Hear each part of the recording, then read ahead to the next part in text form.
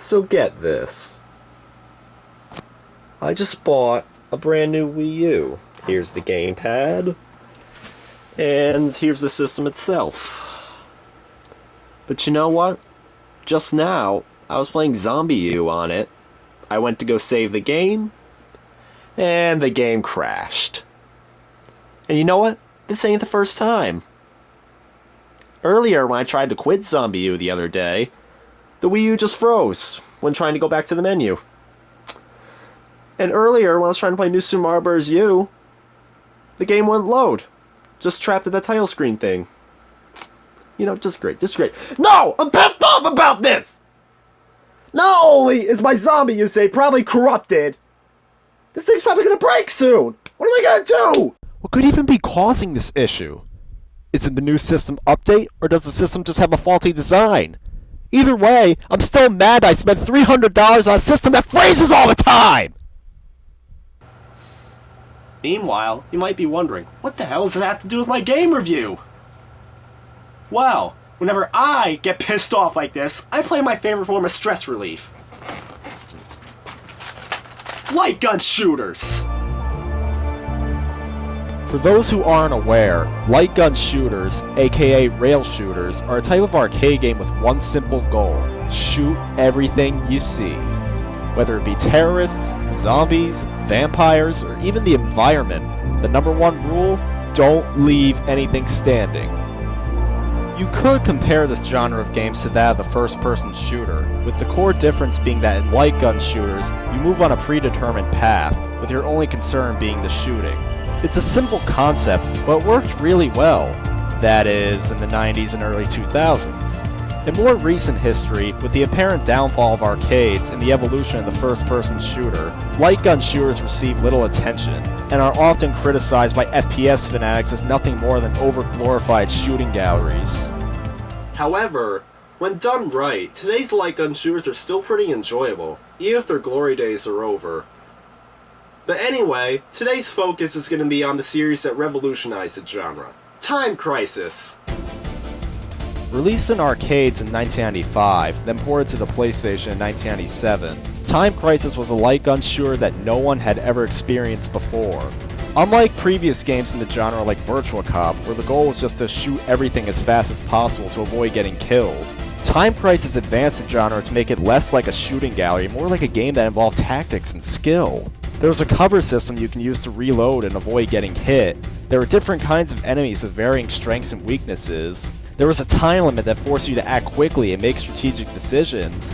Hell, even the gun you held felt more realistic, with a vibration feature that simulated real-life recoil. It quickly became a smash hit in arcades, spawning 3 sequels and various spin-offs, and still continues to be one of the most successful light gun franchises alongside the House of the Dead. So for today's review, I'll be covering all the games in the series that I happen to own.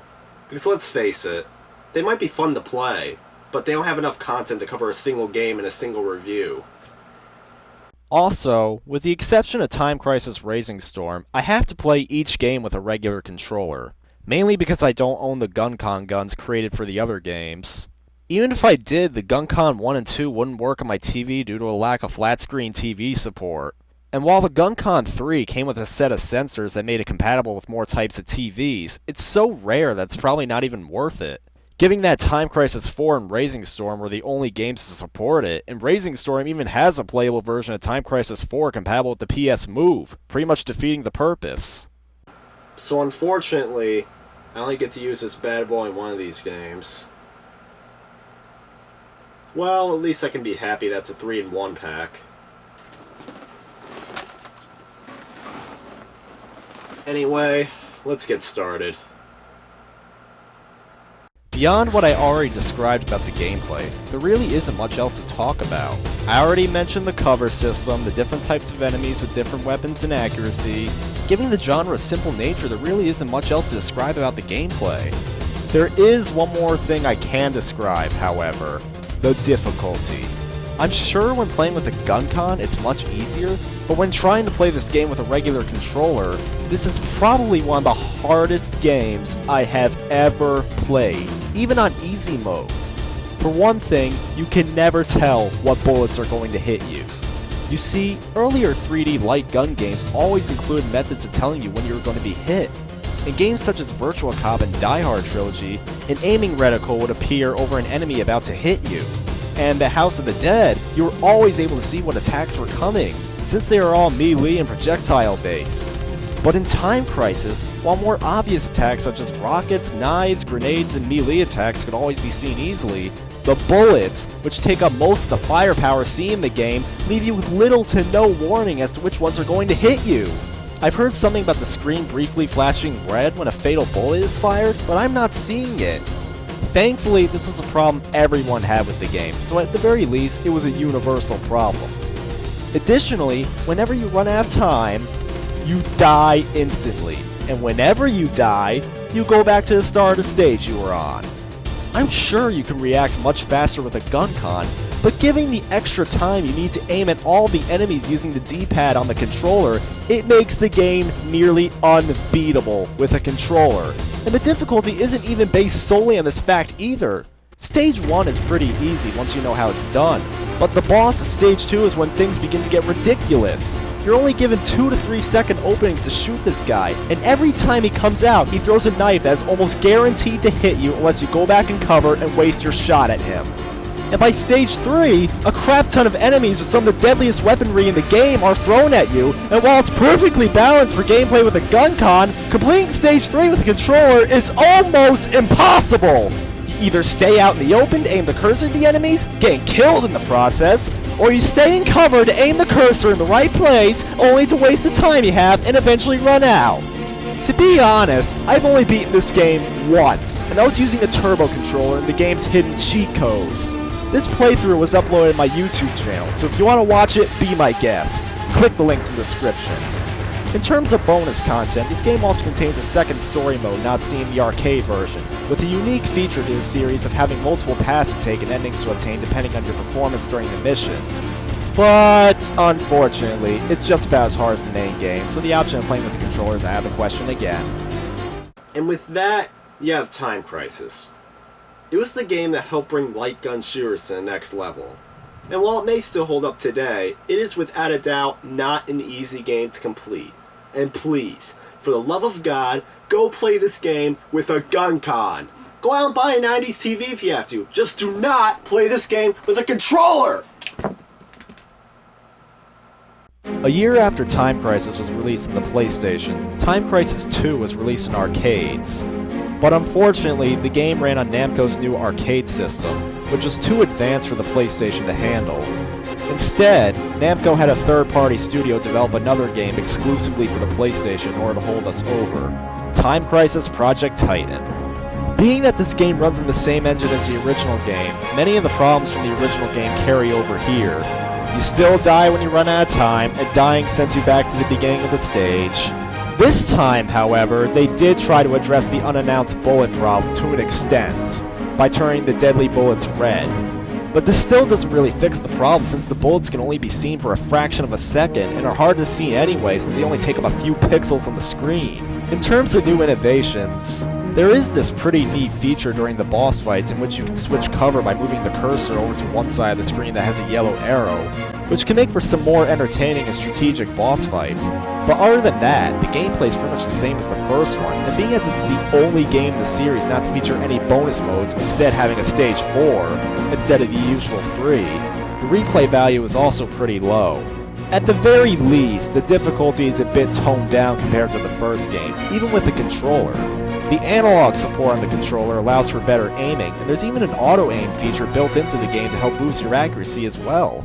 So maybe I'll be able to beat this game on easy mode, without cheating!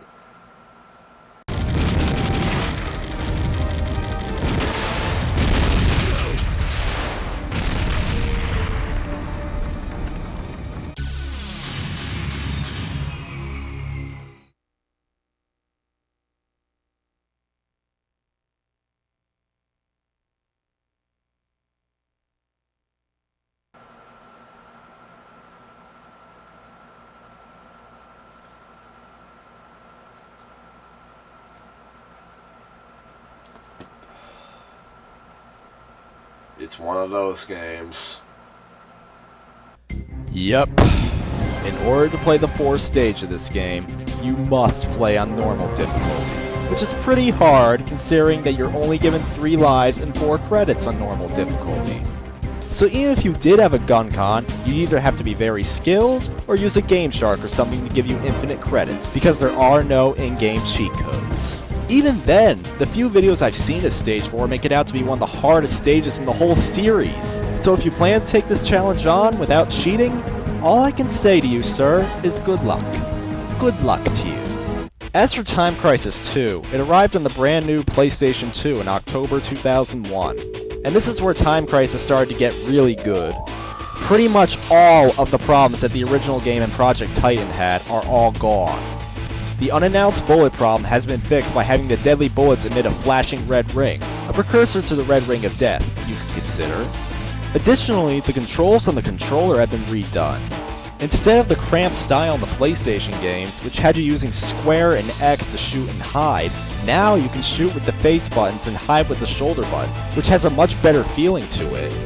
As for some of the other problems, running out of time no longer kills you. Instead, it only takes a life away, and dying no longer sends you back to the start of the stage. Instead, you continue from the exact point where you died, and simply receive a reduction to your score.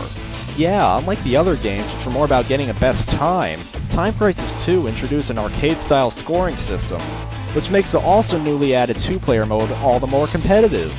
In terms of the amount of lives and credits you receive, you start out with the option of only 3 lives and 3 credits, but you can earn 1 additional credit for every time you lose, and eventually unlock a free play option by either beating the game or losing enough times, and beating the game also gets you a 9 lives option.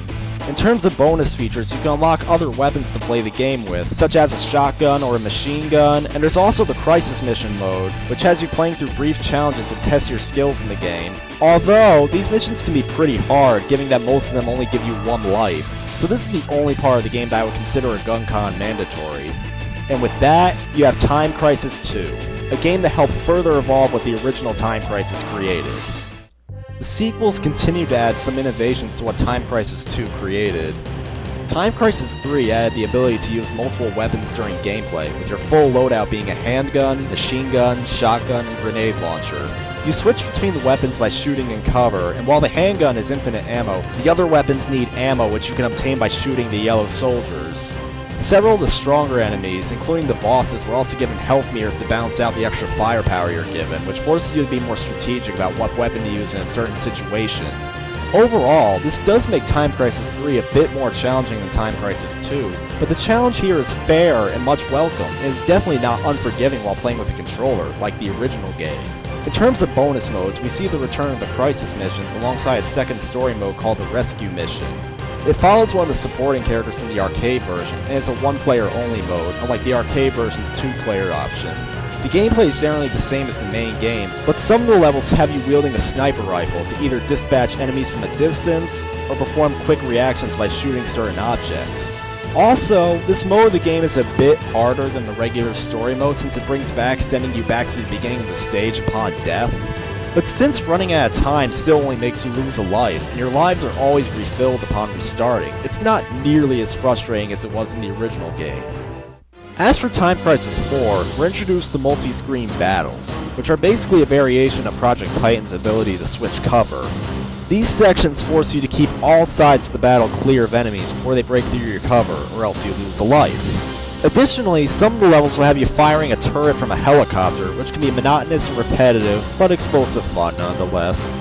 The game also forces you to get more strategic about the weapons you use, with certain enemies being weaker to certain weapons than they are to others, and this is especially apparent with the new enemies called the Terabytes, with the beetle-like ones needing the machine gun, and the mosquito-like ones needing the shotgun in order to be dispatched properly. Run out of ammo, and you're basically screwed. The second story mode of the PS3 version of Time Crisis 4 is referred to as the Complete Mission, compiling all the stages from the main game alongside 5 new missions that are played in the style of a first-person shooter.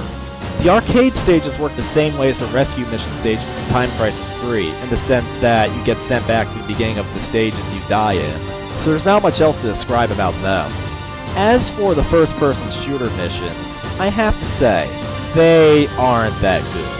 If you thought military shooters got boring after a while with the fact that all you did for the most part was just shoot people with occasionally having a driving section or something like that, well, In Time Crisis 4, all you get is shooting the exact same enemies with the exact same set of weapons the entire game. The thing about these missions is that they try to fit gameplay aspects from the arcade levels, with your standard 4 weapons with a few extras, a life system, and the same types of enemies. I'm sorry, but this type of light gun shooter gameplay does not translate well into a first-person shooter. Light gun shooters are simple arcade fun, but first-person shooters have to be more massive and expansive, offering more than just the shooting with the same weapons all the time. Even Call of Duty and Battlefield know this. They feature more types of gameplay such as driving missions, like I said before, and even the shooting was more expansive by adding different types of weapons. I can understand why Namco would try to make Time Crisis a first-person shooter, to better appeal to FPS fans, but like I said, the gameplay style of a light gun shooter just does not fit the gameplay style of a first-person shooter. And that's all the games in the main series. Now, we're going to talk about the spin-offs. First, we have Time Crisis Crisis Zone, or just Crisis Zone, as it was known in the arcade. The gameplay, while retaining many aspects of the other games, is pretty different. For one thing, your primary weapon is a machine gun, and as a result, almost all the enemies have health meters to balance this out. You also always move around the stage using a shield as your method of cover. And the last important change is the way you're warned of deadly bullets. Instead of the red ring, enemies who are about to hit you have an aiming reticle placed over them, in a similar fashion to Virtual Cop. Destruction of the environment also plays a huge part of the gameplay, with you receiving points on how much of the environment you can destroy. This even plays a big part in the Crisis missions, which require you to get a certain amount of points from the destruction of the environment. In terms of other bonus modes, you can unlock other weapons to use, like in Time Crisis 2, and there is a second story mode, though unlike Time Crisis 3 and 4, the gameplay is basically the same. Although, it actually is a lot harder than the main game due to having more accurate enemies. Your method of earning extra credits is also changed, where you earn 1 additional credit for every time you beat either story mode, rather than just earning free play outright. But nevertheless, the game can actually be pretty easy, even with limited credits compared to the other games thanks to the machine gun-based gameplay. Now, the big finale. Time Crisis Racing Storm. Which means it's time to use this! Like I said before, this game is a compilation pack, containing the arcade release of Time Crisis 4 without the first-person shooter mode or the Crisis missions from the standalone release, and another game called Dead Storm Pirates, but I'll probably talk about that one another day, because our focus today is the main attraction, Racing Storm. The gameplay is more or less the same as Crisis Zone, only the environment is even more destructible, and you're given different weapons in different situations, depending on the stage you're playing on and the enemies you're fighting. Racing Storm also has its own first-person shooter mode, but have they improved over Time Crisis 4's bland first-person shooter mode? Actually, they may have made it worse. To better resemble other FPS games, they added in a 2-weapon limit, regenerating health, and a variety of weapons that I have to give credit is a bit larger than that of Time Crisis 4. But the gameplay is still the same as it was in Time Crisis 4, trying to fit the arcade style of shooting in a first-person shooter, even including predetermined points where you can take cover in true Time Crisis fashion, which, by the way, are very clunky and almost unusable. You have to move the PS Move to the top of the screen or tilt the PS3 controller upwards in order to use it, and I just can't get the feel for it. Once you come out of cover by moving the controller back down, your aim is always off and you leave yourself open to enemy fire. You're better off just charging at enemies Call of Duty style. The cover system is pretty much pointless. But when you do charge out in the open, you get hammered with bullets all the damn time. It only takes a few hits for you to die, even on easy mode. What's worse is that the checkpoints aren't that common, making you restart large sections every time you die with a long load screen to accompany them. Now, I know what you may be thinking. Rainbow Six Vegas was just like this, a tactics-based shooter with realistic health meters and few and far in between checkpoints. But in Rainbow Six, the tactical shooter element was heavily emphasized, with abilities such as commanding your squad members being a necessity in order to survive in an attempt to flank your enemies, which, by the way, weren't that numerous. And yes, the realistic damage can be annoying, but not to the point where it's cheap and unfair. In Racing Storm, on the other hand, you have situations such as dozens upon dozens of guys charging at you to smack you in the face with the butts of their rifles, and your squad members are basically just Call of Duty NPCs that do little to help you dispatch enemies! I understand they were going for realism with this health system, but there are some times, especially in arcade-style games, where you just don't do that! It makes the game unnecessarily frustrating, and most importantly, not fun! I wish I could say that the story mode is thankfully only 4 levels long, but they go on forever! Seriously, who would have the patience to sit through some of the longest, most repetitive, and most frustrating military shooter levels in existence?! This further solidifies my point. Time Crisis does not work as a first-person shooter. It works as an arcade game. A short, simple arcade game which you play when you want to have mindless arcade fun. And with that, we have the Time Crisis series. While its attempts at becoming an FPS game fail miserably, when sticking to its arcade roots, Time Crisis provides all the mindless fun that shooting everything you see brings.